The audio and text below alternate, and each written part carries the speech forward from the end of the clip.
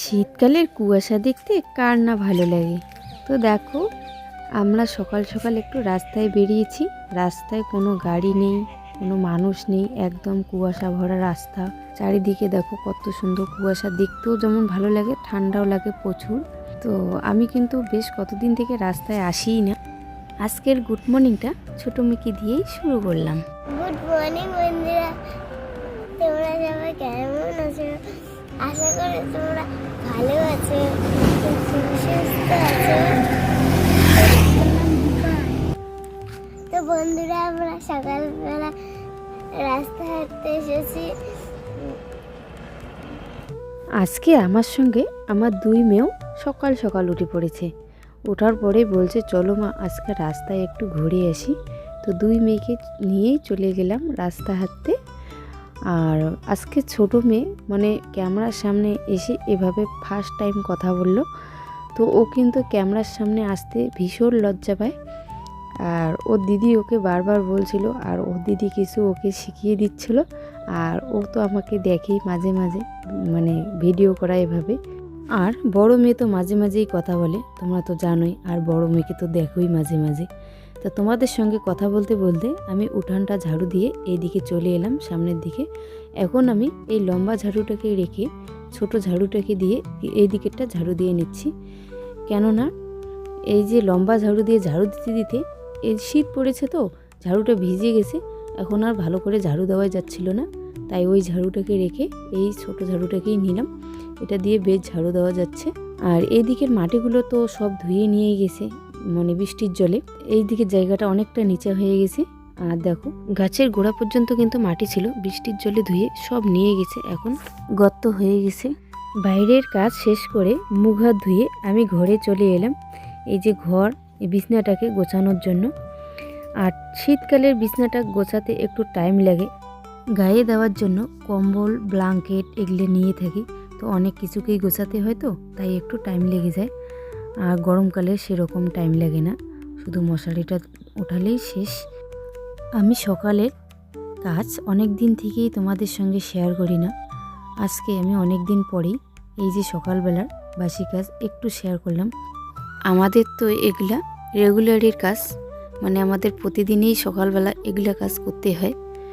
তো তাই প্রতিদিন শেয়ার করাটা তো সম্ভব না, তাই হঠাৎ আর কি শেয়ার করতে হয়, তাই করছি। তবু পুরোপুরি শেয়ার করলাম না, হালকা একটু, শুধু ঘরটাকেই আর উঠান ঝাড়ু দেওয়াটাকেই শেয়ার করছি। দেখো, এইটুকু কাজ করতেও কিন্তু না প্রচুর একটা সময় লাগে। আর আমাদের তো এটা রেগুলার করতেই হবে। এক দিদিভাই আমাকে বেশ কিছুদিন আগে কমেন্ট করে বলেছিল, আমার ভালো লেগেছে সেই কমেন্টটা। তো ইউটিউবে আসার পরে বেশ আমাকে দাদাভাই বা দিদিভাই কমেন্ট করে, ভালো ভালো যেটা জানি না আমাকে জানিয়ে দেয়, আমার খুব ভালো লাগে। তো এক দিদিভাই আমাকে এটাই কমেন্ট করেছিল যে বিছানার মধ্যে বালিশ রাখতে হয়, শুধু বিছানা রাখতে হয় না। আমি কিন্তু বালিশগুলোকে তুলে রাখি, কারণ আমার বাচ্চারা বিছানায় খেললে বালিশ নিয়ে খেলে, তো আমার ভালো লাগে না, তাই বালিশগুলো তুলে রাখি। এই যে বাড়িতে এসে এই যে দেখো মানে ঘরের কি অবস্থা একবার দেখো, একদম কাপড় সবগুলো এলোমেলো হয়ে আছে। আর কোথাও মানে ঘুরতে গেলে আসার পরে এরকমই অবস্থা হয়। তোমরা আগে এই জায়গাটাকে দেখো, মেশিনের উপরে সব কাপড়। আর ব্যাগ, কালকে আমি যে এসেছিলাম ব্যাগ থেকে সব কাপড় চোপড় এখনও বের করিনি। চেয়ারে আছে কতগুলো জ্যাকেট বাচ্চাদের, মানে এগুলোকে গোছাতে হবে এখন তো গোছাবো না, কারণ বিকেলবেলা। আর আজকে আমার ধোয়ারও অবস্থায় নাই আমি, কেন বলো তো, এত কুয়াশা করেছে, রৌদ্রু নেই, আর বেকার ধুবো। তো দেখাচ্ছি, এখন 11টায় বেজে গেছে। এই যে দেখো কুয়াশা, এক ফোঁটা রৌদ্র নেই। বাড়িতে দেখে কম কুয়াশা দেখা যাচ্ছে, বাইরে গেলে তো একটু কুয়াশা কুয়াশা লাগবেই। একটুকু রৌদ্র নেই। আর কাপড় এভাবে ধুয়ে ভিজা কাপড় রাখতে আমার একটু অসুবিধাই হয়, তাই আজকে আর ধুবো না।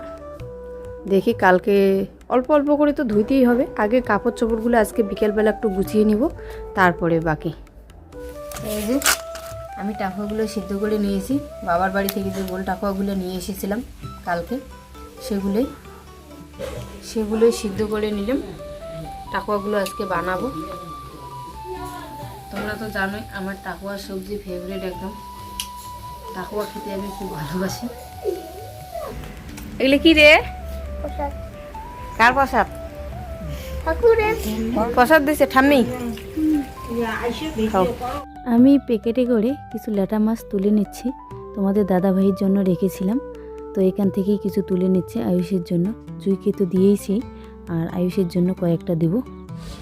তো বন্ধুরা, এই যে ল্যাটা মাছ আমি কালকে তো জুইকে দিয়েছিলাম, তোমরা দেখেছিল, ও অসুস্থ, ওর মা বলেছিল তাই। আর আয়ুষকে দিতে চেয়েছিলাম রান্না করার পরে। তো এখন ভাবছিলাম ও আয়ুষ এখন ঝাল খায় কি না, ওটা ভেবে আমার খারাপ লাগছে, কারণ এখন ঝাল দিব ও খেতে পারবে না, তাই ওকেও কয়টা দিয়ে আসবো, ওকে রান্না করে দেবে। ও যেভাবে খায় সেভাবেই রান্না করে দেবে। তো নিয়ে যাচ্ছি, দিয়ে আসি, গিয়ে আগে তারপরে দেখা হচ্ছে তোমাদের সঙ্গে। আমাদের তো খাওয়া দাওয়া শেষ হয়ে গেল সকালবেলা।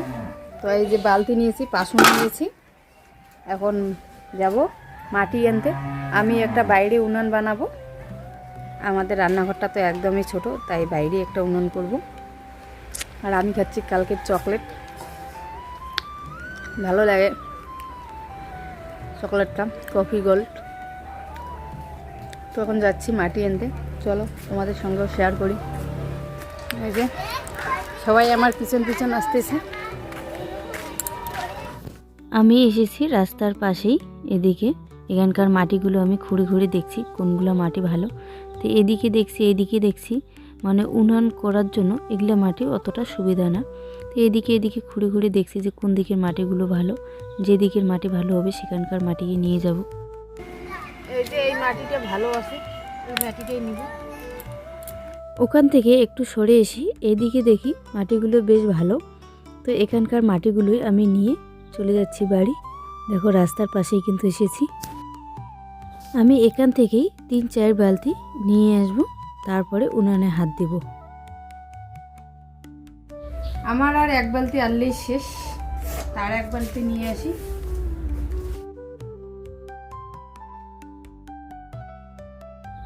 আমি যখন উনুনের জন্য কলা গাছ কাটতে এসেছিলাম, এদিকে কাকু ডিগিতে মাছ ধরছিল। তো দেখো কত বড় একটা মাছ পেয়েছে, বেশ বড় কিন্তু ছিল। এই যে কলার গাছ কেটে নিয়ে আসলাম, কলার গাছ দিয়ে আমি উনুন বানাবো। দেখো আমি এইদিকে সমান করে কেটে নিয়েছি, এখন আমার এই গাছটার দরকার আছে। এই যে এই গামলাটা নিয়ে আসলাম আমি, এই গামলাতে করে উনুন বানাবো। তো আগে মাটিটাকে আমি ভিজে নিব। আমি গামলাটাতে এভাবে মাটি দিয়ে দিব, আগে হাত দিয়ে ভালো করে মাটিটাকে এভাবে বসিয়ে নিব। এই যে কলার গাছটা আমি এইটার মাঝখানে বসিয়ে দিব, একদম মাঝখানে বসিয়ে দিয়ে চারিদিকে মাটি দিয়ে দিব।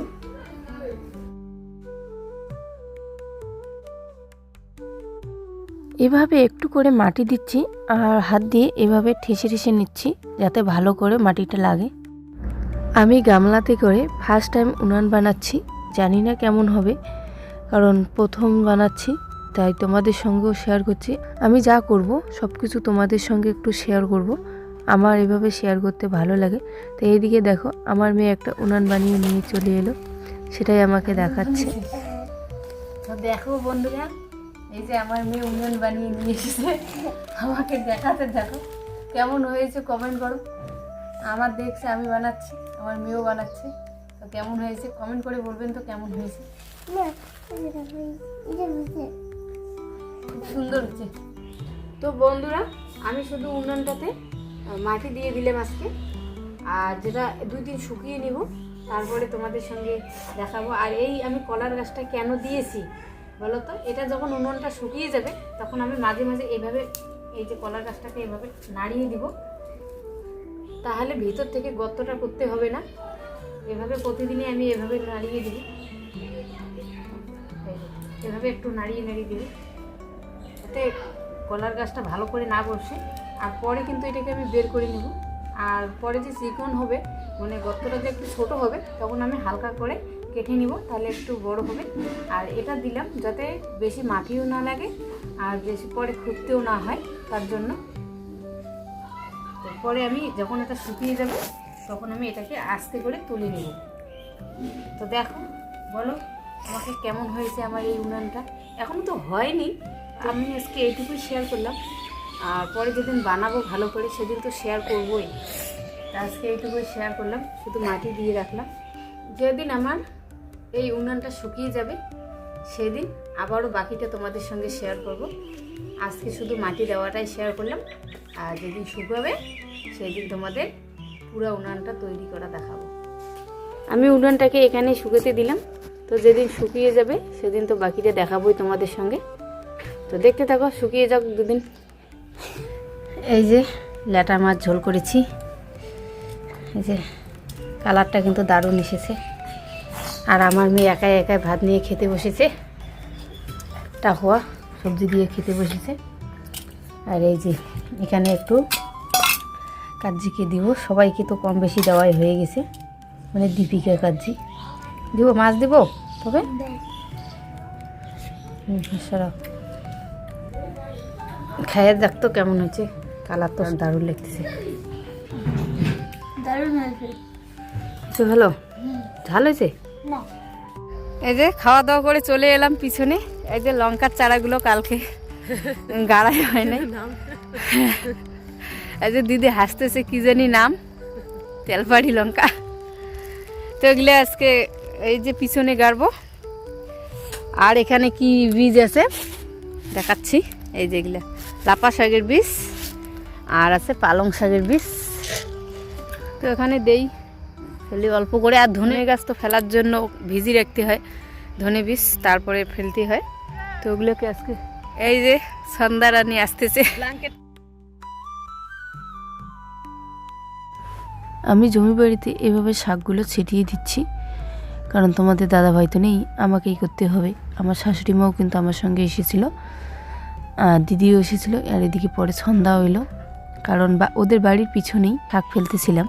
আর এখানে আমি লঙ্কার চারা লাগাচ্ছি, যেগুলো বাবার বাড়ি থেকে এনেছিলাম সেগুলো। বাড়িতে তো একদমই জায়গা ছিল না, তাই এখানে নিয়ে এসে গেড়ে নিচ্ছি। তো বড় হলে তখন একটা দুটো গাছ বাড়ি নিয়ে যাব। শাক ফেলে আমি চলে এলাম বাড়িতে। বাড়ি এসে ঘরটাকে হালকা করে একটু গুছিয়ে নিব, কারণ জানোই তো আত্মীয় বাড়ি থেকে জামা কাপড় সব এলোমেলো করে ছড়িয়ে ছিটে থাকে, তাই একটু হালকা করে গুছিয়ে নিচ্ছি ঘরটাকে। তো ঘর ছোট হলেও একটু গোছানো থাকলে বেশ ভালো লাগে। তো আমি এরকমই জামা কাপড়গুলো দুদিন পরে হলেও ধুতে হবে, কিন্তু আগে একটু গুছিয়ে রাখি, তাহলে ঘরটাকে একটু ছোট হলেও মনে হবে যে না ঘরটা গোছানো আছে, এরকম মনে হয়। আমারও বেশ ভালো লাগে, শান্তি একটা অনুভব করি। আর ঘরে যদি এরকম করে জামা ছড়িয়ে ছিটিয়ে থাকে, একদম এলোমেলো হয়ে আছে ঘরটা। আর আমি এখানে গামছাটা দিয়ে মেশিনটাকে একটু ঢেকে রাখছি, যাতে ধুলো না পড়ে। এদিকে আমি ড্রেসিংটাকেও হালকা করে একটু গুছিয়ে নেব। দেখো বন্ধুরা, আমার ছোট মেয়ে এটা কি বানিয়েছে, কোনো মাথাও নেই, কিছু নেই, ক্লে দিয়ে বানিয়েছে, কি জানি না এটা কি বানিয়েছে। এটা পেঙ্গুইন পাখি বানিয়েছে আমার বড় মেয়ে। এটা কি বানিয়েছে ও নিজেও জানে না। এই এটা কি একসঙ্গে তো লাগিয়ে গেছে। দাও। এটা দাঁড়া না, দাঁড়া। জানো। বেগুন বানিয়েছে। না বেগুন বোনা ভালো, ঠাম্মি বললো বেগুনটা নাকি ভালো হয়েছে। আর এটা টমেটো। টমেটো বানিয়েছে, টমেটো বানিয়েছে, এই যে বেগুন বানিয়েছে। কালকে আমি এগুলা রান্না করে দেব আমার বড় মেয়েকে। তো দেখো আজ কেমন হয়েছে বলো তো কমেন্ট করে একটু, কেমন হয়েছে। এই যে কেমন হয়েছে বলো। আমার ছোট মেয়েটা যে কি বানিয়েছে, খালি একটু করে নিয়েছে আর লাগিয়েছে, ব্যাস কিছু নেই, এটা কিচ্ছু হয়নি। এটা রেখে দেই, নয়তো কান্না করবে। আমার বাবার বাড়ি থেকে আসার পরে ঘরটা একদম এলোমেলো হয়েছিল, হালকা করে একটু গুছিয়ে নিলাম। তো ভালো করে গোছাইনি কেন, কারণ ঠান্ডার দিন পড়েছে, কুয়াশা। আজকে তো মানে আত্মীয়র বাড়ি থেকে আসার পরে জামা কাপড় না ধুয়ে রাখাটা ভালো না, সেজন্য এখানে ভাঁজ করে রেখে দিলাম। এগুলোকে সব ধুইতে হবে, তারপরে মানে ভালো সুন্দর করে গুছিয়ে রাখতে হবে। তো আমি ব্যাগ থেকে এখনও সবগুলো কাপড় বেরই করিনি, ব্যাগের মধ্যেই আছে। এত ঠান্ডা পড়েছে আর কুয়াশা, বেশি জামা কাপড় ধোয়াও হয়নি। তো হালকা করে একটু গুছিয়ে নিলাম। ঘর হালকা হলেও একটু হলেও গোছানো না থাকলে ভালো লাগে না, তাই আমার ছোট্ট মোট্ট ঘরটা হালকা করে একটু গুছিয়ে নিলাম। আজকের ভিডিওটা আমি এখান থেকেই শেষ করলাম। তোমরা ভালো থেকো, সুস্থ থাকো। দেখা হচ্ছে আগামীকাল সুন্দর একটি ভিডিও নিয়ে।